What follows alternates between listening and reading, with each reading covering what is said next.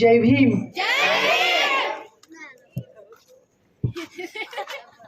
આ ગામમાં પહેલી વાર આવી છું અને બહુ ખુશી પણ થઈ, પણ ગામમાં આવતા ઘણા બધા વિચારો આવ્યા અને અમે આવવાના નહોતા.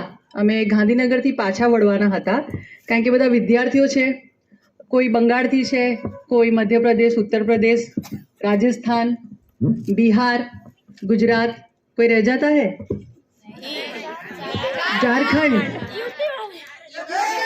जय भीम.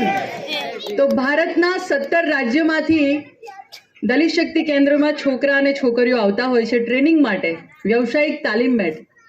એટલે આપણે નમાલા કેમ બની જઈએ છીએ અથવા તો કમજોર ક્યાં પડી જઈએ છીએ? તાકાત તો બધામાં છે. એટલે આજનો જે કાર્યક્રમ છે એને પૂરતી જ હું વાત કરીશ, પણ એક મારે કડી તમને કહેવી છે કે સતત એ કડી મને હંમેશા યાદ રહે છે જ્યારે પણ આવા અત્યાચાર થાય છે કે વારસામાં ભૂંડા વૈતરા પામ્યા, ઝાડુ વાળું ને વેઠ. વારસામાં વૈતરા પામ્યા. આપણે ભીખ નથી માંગતા, સખત કાળી મજૂરી કરીએ છીએ અને તો પણ આપણે ઇજ્જતથી પૈસો નથી મેળવી શકતા. કે વારસામાં ભૂંડા વૈતરા પામ્યા, ઝાડુ વાળું ને વેઠ. એમના માથે મેલ મોલાતા ને આપણ રહ્યા હેઠ.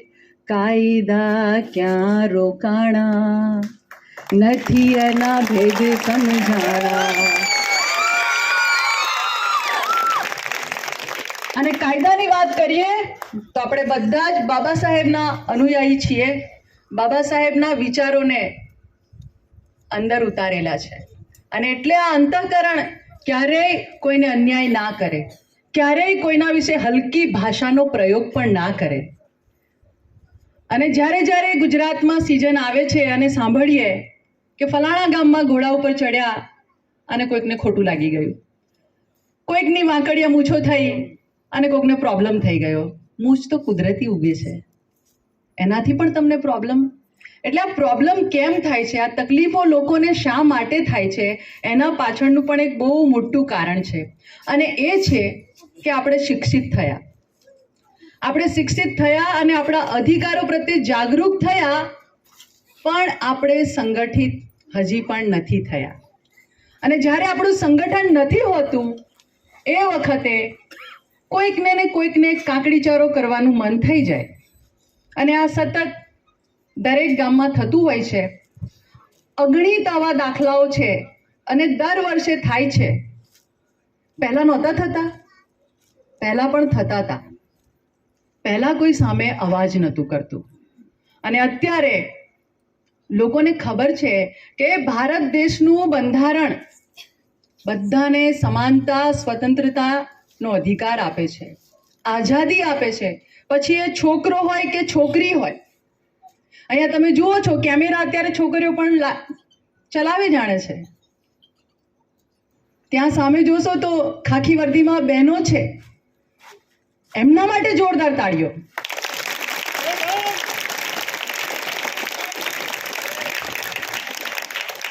અને ચોક્કસ અહીં સભામાં બેઠેલા લોકોને હું જોઉં છું, બહેનોની સંખ્યા સૌથી વધારે છે.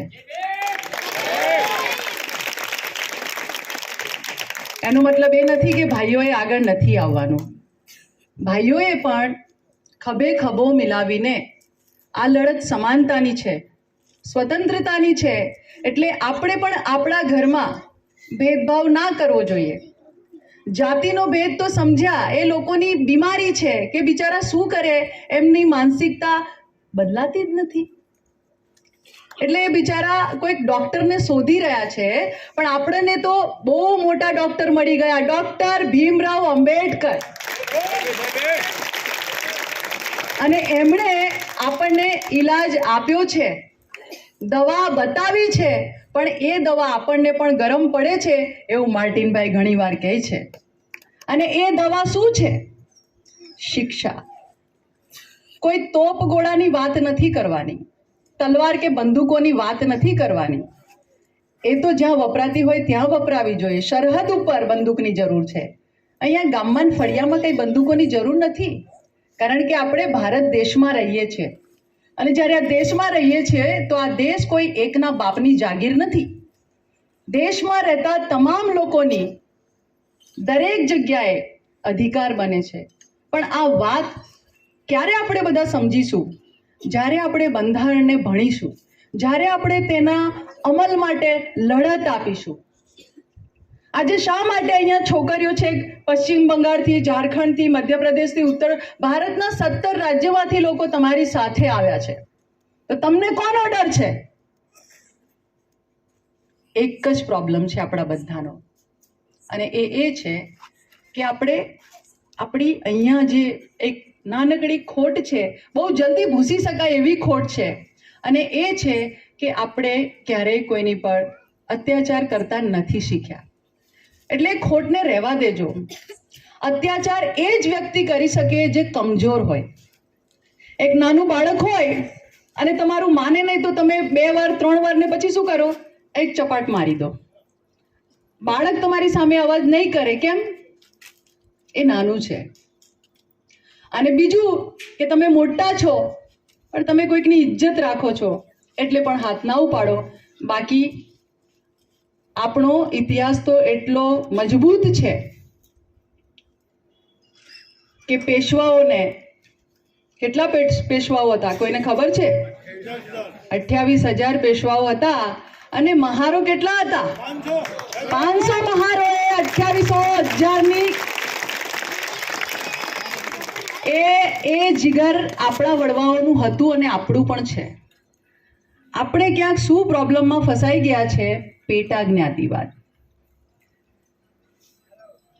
વ ના થાય તો ચ ના જાય, ચ ના થાય તો ભ ના જાય. રાઈટ? એટલે આની આપણે ઘોર ખોદવાની છે. અને એટલા માટે આપણે કાર્યક્રમ લઈને આવ્યા. માત્ર 7 દિવસ સખત મહેનત. નવસર્જનના તમામ કાર્યકર મિત્રો માટે જોરદાર તાળીઓ. કારણ કે 7 જ દિવસની અંદર આ બનાવ બન્યા પછી આપણને લાગ્યું કે આ પરિવારને, આ ગામના લોકોને અમારા સહકારની અને સાથની જરૂર છે. એટલે એમને ભરોસો આપવા આવ્યા છીએ કે તમે એકલા નથી. અને આ સમાનતા માટેની લડાઈ છે, સ્વમાન માટેની લડાઈ છે. અને જ્યારે સ્વમાન માટેની લડાઈ હોય ત્યારે કાયદો પણ આપણી સાથે જ હોય. કાયદામાં તો બધાને સરખું રક્ષણ છે, પણ અત્યારે જેની આય એની વાય. આપણે એમાંથી બહાર નીકળવાની જરૂર છે. અને અહીંયા એક જ વસ્તુ કહી છે કે ભીમ રાષ્ટ્ર. ભીમ રાષ્ટ્ર એટલે શું? કારણ કે આ દેશમાં સમાનતા, સ્વતંત્રતા અને એકતાની વાત કરી હોય તો એ ભારતના બંધારણે. અને ભારત દેશ તો ખૂબ સુંદર દેશ છે. અને ભારતનું બંધારણ તો એના કરતાં પણ બધા બંધારણોમાં સૌથી શ્રેષ્ઠ બંધારણ આપણા દેશના બંધારણને ગણવામાં આવે છે. અને એના ઘડવૈયા ડૉક્ટર ભીમરાવ આંબેડકર, અને આપણે એમના અનુયાયી. તો આપણને નથી લાગતું કે આપણા માટે આ જ આપણો ધર્મગ્રંથ હોવો જોઈએ? તમે પથરા જેટલા દેવ કરશો પણ કોઈ દેવ તમારી વારે આવવાના નથી. કાયદો તમારી વારે આવશે. અને કાયદો એટલા માટે તમારી વારે આવશે કારણ કે કાયદામાં તમામને સમાન રક્ષણ આપવાની વાત થયેલી છે. એટલા માટે. અને એટલે જ આપણે કહીએ છીએ ભીમ રાષ્ટ્ર. આ દેશને પ્રગતિ કરવી હોય તો ભીમ રાષ્ટ્રની જરૂર છે, ના કે કોઈ ધર્મના રાષ્ટ્રની. મારી વાત અહીંયા પૂરી કરું છું કારણ કે માર્ટિનભાઈ અને બીજા ઘણા બધાને સાંભળવાના છે. પણ તમને બધાને એક નાનકડી સલાહ આપું છું કે અહીંયા જેટલા પણ યુવાન છોકરા છોકરીઓ હોય એમણે દલિત શક્તિ કેન્દ્રમાં 2 મહિનાની તાલીમ માટે આવવું જોઈએ. તમને કાયદો પણ ભણાવીશું, કલમ પણ ભણાવીશું, અને પોતાની રોટલી કેટલી ઇજ્જતથી મેળવી શકાય એ શિક્ષણ પણ તમને આપીશું. આટલી વાત કરી. જય ભીમ, જય ભારત.